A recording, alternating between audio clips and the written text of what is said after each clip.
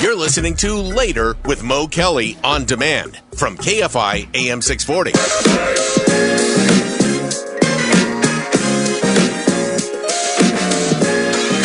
KFI AM 640. It's Mo Kelly. We're live everywhere on the iHeartRadio app, and we continue to follow the events right now, at least in downtown. We'll see if anything should change in and around the city, if anything should change in and around the country. The Marines are now here in Southern California. Where exactly they will be deployed remains to be seen. How they will be deployed, how they may engage remains to be seen. Now, there's what the law says, what active duty military can or cannot do, and there is what President Trump may expect and demand of these troops. I can say this. Often I talk about how I was on a federal grand jury for 4 months. So when I talk about the federal building in downtown LA, I know exactly where it is, how it's configured, how it's laid out, how that may play into the dynamics of these ongoing protests around it. And I mention that because most likely, you will have the Marines probably along with the National Guard in and around that building. It's the Edward Roybal federal building. And you would see them probably there guarding, protecting the federal building and also providing some level of support for law enforcement. But today is another day, I think, an opportunity to provide some context, to provide some history. There are things happening right now which are and are not reminiscent of other moments in LA history. And sometimes we wrongly ascribe memories and think that, well, this is just like, no, it isn't. Or, no, this has nothing to do with, oh, yes, it does. And you go back and you start digging into the history and looking at what did happen, let's say in 1970 at Kent State, let's say here in 1992 in the post-Rodney King verdict, let's say in 2020 during the George Floyd protests, and you realize they're all very, very different as far as what is happening on the ground and also their larger significance in the sense of how we'll tell this story later on. And I know just because some of the geography is similar, people want to compare this to George Floyd in 2020, or they want to compare it to the Rodney King verdict in 1992. They're not even close to being, I mean, Rodney King, they had some 60 deaths, 3,000, I think, people arrested, and untold numbers of buildings were burned to the ground up and down the major avenues like Vermont, Normandy, Western, Crenshaw, and you could see it, like they had like satellite photos. You could see it from space, how many fires were burning here in Los Angeles.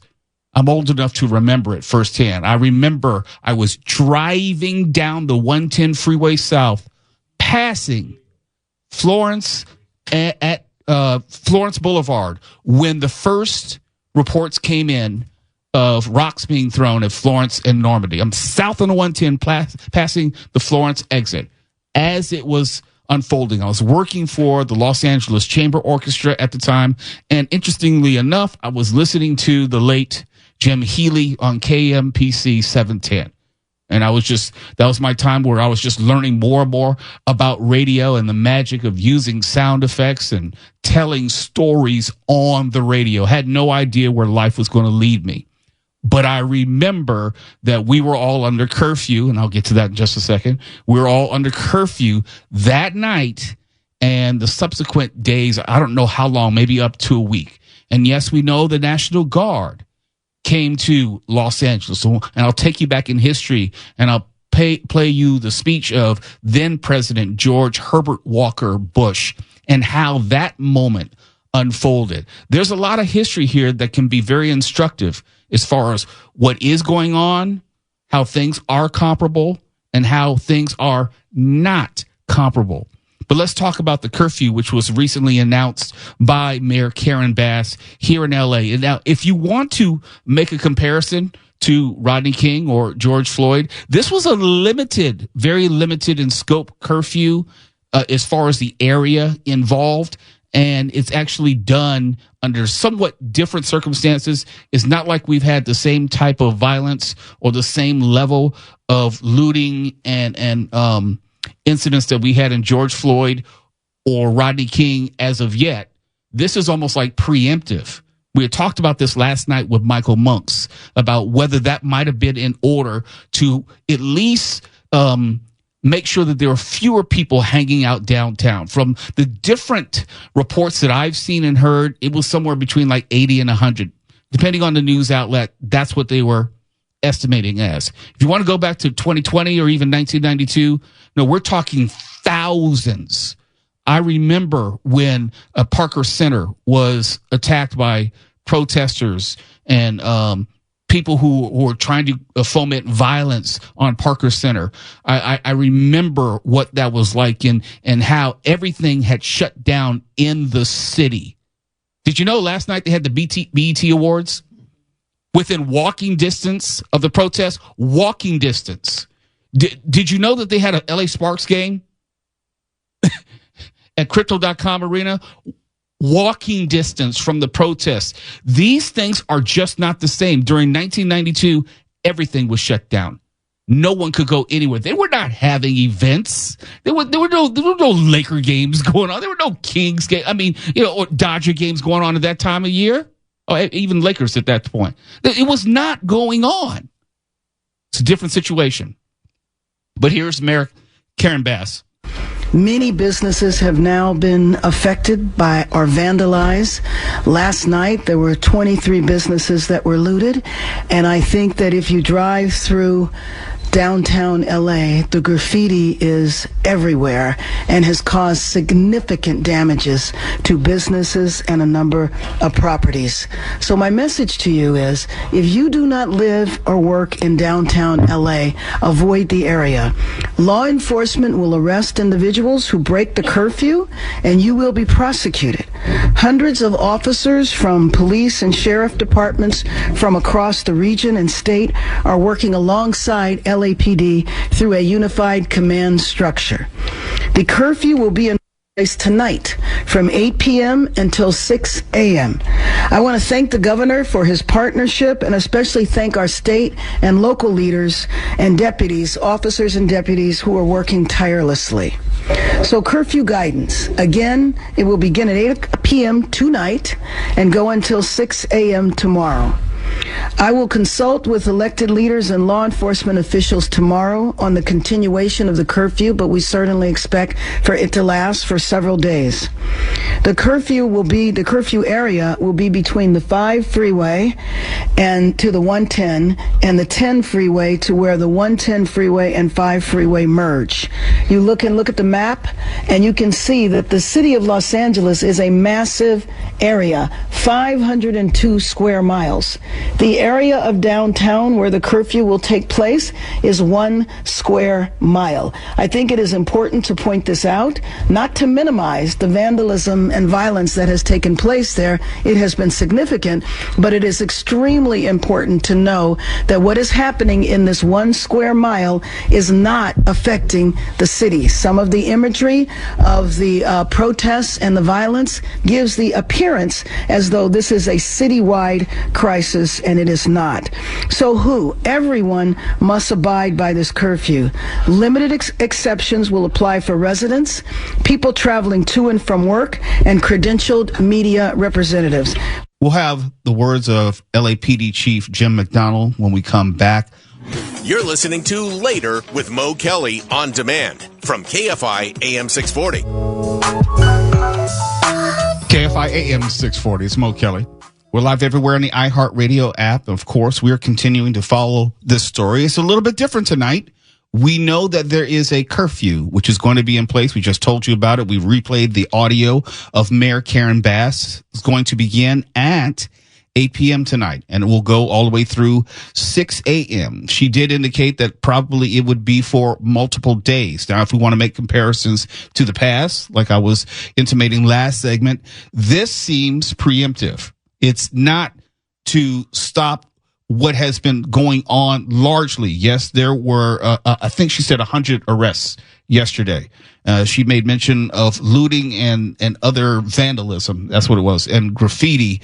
But it's to make sure that people are not amassing unnecessarily downtown within that area in and around the federal building. We heard from Mayor Bass last segment. Now we're going to hear from LAPD Chief Jim McDonnell. As the mayor stated, a curfew for the impacted area as shown here will go into effect tonight. And I want to be absolutely clear that if you're within that designated curfew zone between the hours of 8 p.m. and 6 a.m. And are not exempt under the order, you're going to be subject to arrest. The curfew boundaries are as follows: from the 5 freeway to the 110 freeway, and from the 10 freeway to the point where the 110 and the 5 merge. Easier to look at it on that map for description. The curfew is necessary, a necessary measure to protect lives and safeguard property following several consecutive days of growing unrest throughout the city. Since Saturday, we've seen a concerning escalation in unlawful and dangerous behavior. On Saturday, LAPD officers made 27 arrests. On Sunday, that number rose to 40.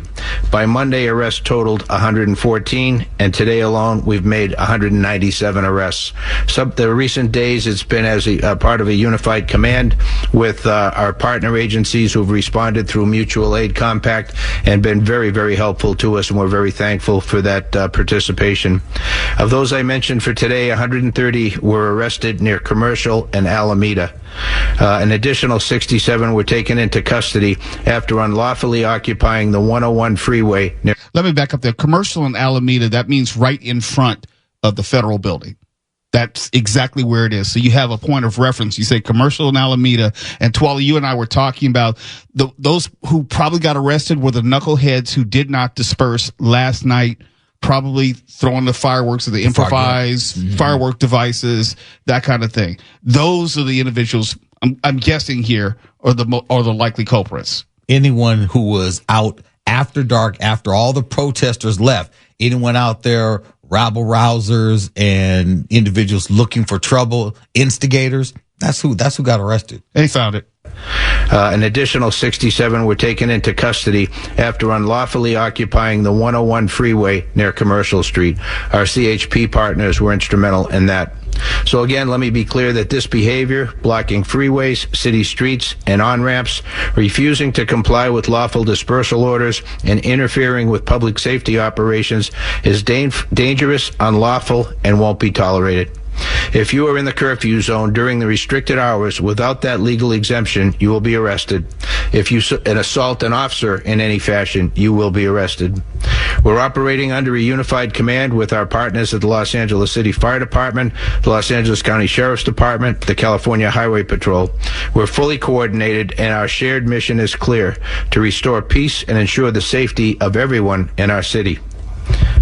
We previously mobilized part of our department at LAPD while keeping our ability to be able to provide the services that our community deserves going. We're going to be adding to that deployment with additional internal LAPD resources in the days ahead.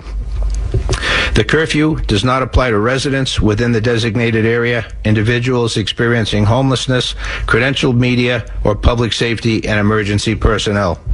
To be clear again, that's not about silencing voices or suppressing lawful protest. When that expression crosses into unlawful conduct, when lives are put at risk, and when our city's safety is compromised, we must act, and we will act. We urge all Angelenos to cooperate with these public safety measures. Our shared goal is to protect our communities and return to a state of calm and safety for everyone. Thank you.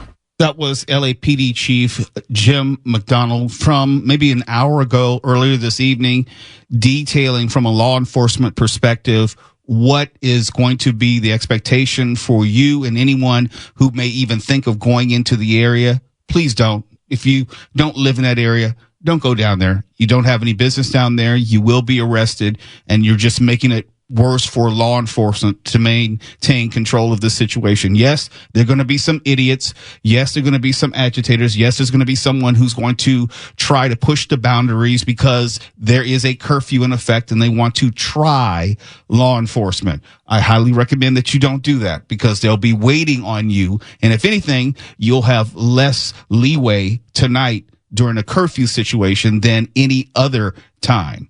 When we come back, I said at the beginning of the show that this is a different time, but there are things that we can look to in the past as a comparison point.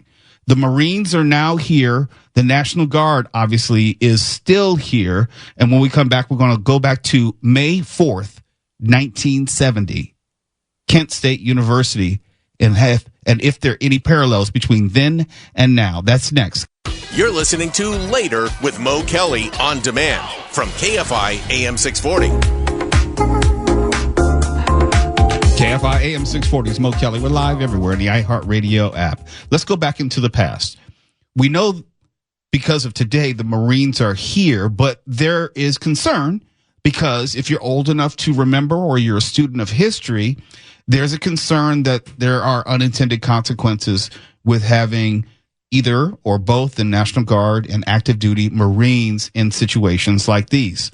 Back on May 4th, 1970, at Kent State University in Ohio, the Ohio National Guard fired on unarmed students during a demonstration against the Vietnam War. And if you really know the story, it depends on what you believe, but some of the National Guardsmen said that they heard or thought there was a sniper who fired on them, and then they returned fire. There are two things in that. One, it only takes one person to start something like that, and then you have people dead. Or because emotions are so high, it doesn't even actually have to be something, and then all of a sudden you have people dead. That's why people are very concerned about having both the National Guard and the Marines in a situation which some would say is unwarranted. We're not at that point. And over the course of the evening, we'll talk about things in the past like the Rodney King verdict and those riots, actual riots, and what was happening and why then the governor, Pete Wilson of California, and also the then mayor, Tom Bradley, went to the president, George H.W. Bush, and they collaboratively and cooperatively decided to bring in the National Guard and also Marines. So there is historical precedent. But right now, let's talk about Kent State, what happened in 1970.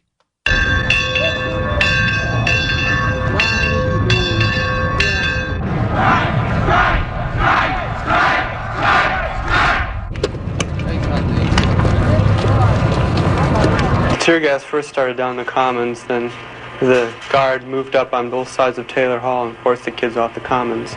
Then one group, I don't know how many there were, 50 maybe, perhaps more, perhaps less, moved down to the practice football field. After you feed them, then what will we do? Will you ask them to leave? They've got grievances, they've got demands. The demands on both sides. We have to talk. And then there were a whole lot of kids around them. A few kids were throwing sticks and stones, but that was only a handful, not more than 10, 15. And then the guard shot some tear gas up on the hill to disperse the crowd, and the kids picked it up and threw it back. We'll fly out. Start, we'll make a perimeter, a circle, right out in here.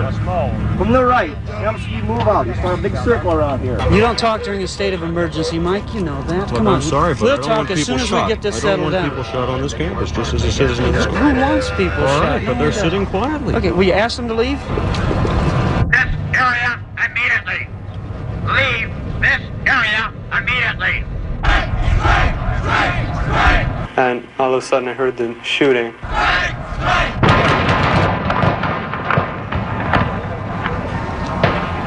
And then I saw people dropping to the ground, and then I fell to the ground also, because I couldn't walk anymore. And what the investigators have to determine then is whether indeed there was a sniper and whether the guard was justified in firing its weapons, or whether, as some people here believe, the guard, under the pressure of a rock-throwing attack, panicked and fired its weapons indiscriminately, killing 4 people. Ike Pappas, CBS News, at Kent, Ohio. That's my concern.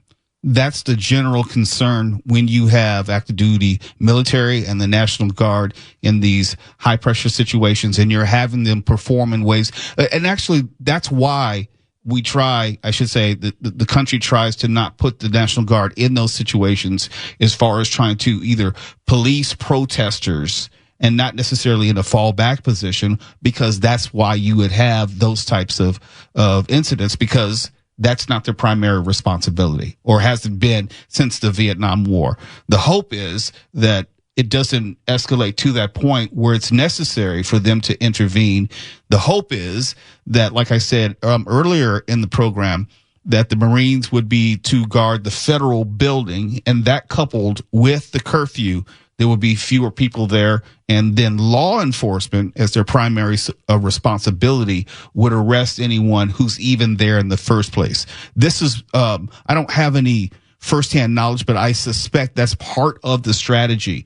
In other words, you're not supposed to be down there anyway. They can arrest you on site. Then you have law enforcement arrest an individual or any individuals who are even near the federal building or in that area downtown, and then you don't have to worry about, or less worry about, a direct confrontation between protesters, agitators, idiots, criminals, and the National Guard and or Marines. When we come back, we're also going to listen back to 1992, May 1st of 1992, when George H.W. Bush addressed the nation regarding the riots here in Los Angeles. And I want you to listen specifically to some of the parallels as far as what is happening right now, and also the understanding of how a president, governor, and mayor historically have always worked together in moments like these. You're listening to Later with Mo Kelly on demand from KFI AM 640. Mr. Mo Kelly here, KFI AM 640. We're live everywhere on the iHeartRadio app as we continue to talk about what is been happening, what might happen, and what's going to happen. What's going to happen, we do know, in the sense of there will be a curfew put in place. Officially, it's in about 9 minutes. About 9 minutes, the curfew will be put in place. It's limited in its scope and area, but it will be from 8 p.m. to 6 a.m., at least for the foreseeable future. Mayor Bass, earlier this evening, when discussing the curfew, basically hinted at it would be in for at least a few days. I got the sense that it was not going to be a one-day thing, even if completely successful. This is to minimize the number of arrests, hopefully any incidents of looting or vandalism, trying to keep people out of this downtown area. And a number of people have characterized this on the level of Rodney King riots. It is not even close to that. Not even close. But it did get me thinking about that time. I remember where I was. And if you lived in LA, you probably remember where you were. I was part of a number of people who were helping with the cleanup in the subsequent days. The number of businesses and homes, buildings, which were burned down. It was like, and I can say this confidently because those who have served in my family, they have said as much. It was like a war zone in the sense of the devastation to the city of Los Angeles. And when you use that as a starting point of comparison, you look at today very differently, very, very differently. But if you're not old enough to remember, or you may not remember, back in 1992, after the criminal trial of Stacey Koon, Lawrence Powell, and other officers at LAPD, which they returned a not guilty verdict, Los Angeles descended into bona fide riots. And I want to say it enveloped the majority of the geographical city, extending into Los Angeles County. When people talk about chaos and complete anarchy today, right now, not even close to what was going on during the Rodney King riots. It was otherworldly then, and it is now to this day. But also during that time, our governor was Pete Wilson. Our mayor, Tom Bradley. And at least during that time, and it's a different time today, unfortunately, you had elected officials working together for the benefit of administering a response as to how the city would go about quelling the violence. You had all prongs of law enforcement working together, and the agreement was made for not only the National Guard, but Marines as well, to come to LA to make sure they could put a stop to the violence and bring back some degree of normality. After a certain night, you had the sitting president, George H.W. Bush, address the nation. And here's just a portion of what he said to the public. Tonight, I want to talk to you about violence in our cities and justice for our citizens. Two big issues that have collided on the streets of Los Angeles. First, an update on where matters stand in Los Angeles. 15 minutes ago, I talked to California's Governor Pete Wilson and Los Angeles Mayor Tom Bradley. They told me that last night was better than the night before. Today, calmer than yesterday. But there were still incidents of random terror and lawlessness this afternoon. In the wake of the first night's violence, I spoke directly to both Governor Wilson and Mayor Bradley to assess the situation and to offer assistance. There are two very different issues at hand.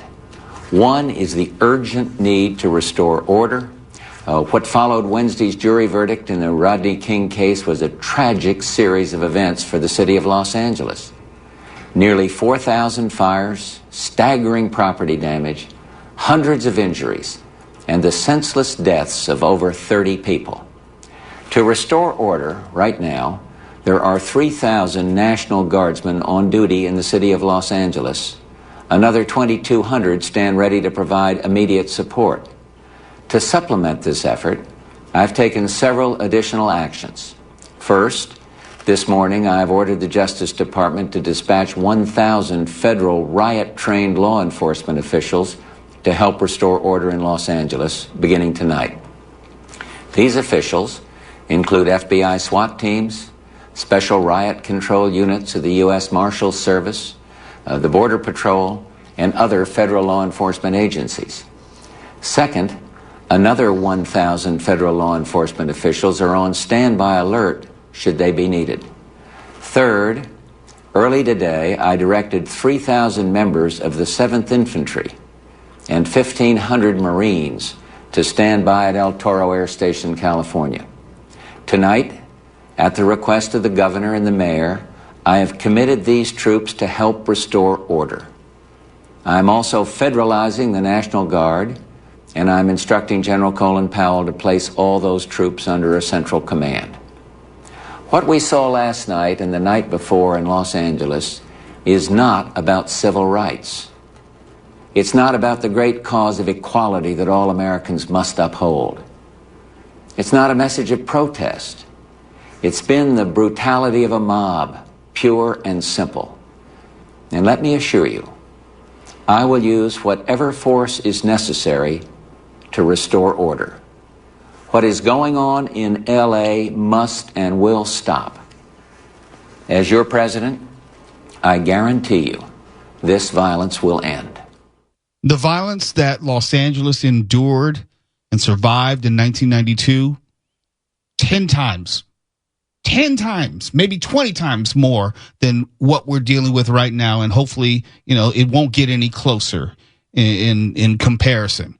But you could hear from what President George H.W. Bush was offering to L.A. It was for a situation order of magnitude greater than right now. The amount of federal support which was being sent to Los Angeles, significantly more than right now. The Marines were already stationed significantly more.